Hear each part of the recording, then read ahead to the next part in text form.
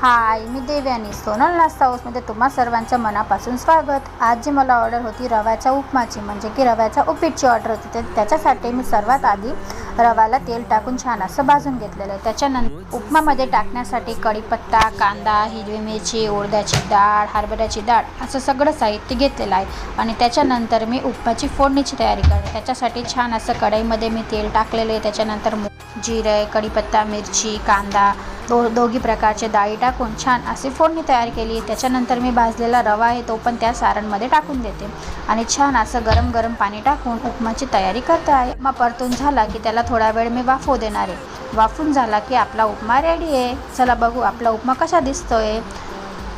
त्याच्यानंतरची जी ऑर्डर होती ती मला चपात्यांची होती, तर मी छान असा चपात्या पण रेडी केला आहे. असा माझा आजचा ऑर्डर कंप्लीट झाला. व्हिडिओ आवडला असेल तर लाईक करा, शेअर करा आणि सबस्क्राईब करायला विसरू नका. Bye bye.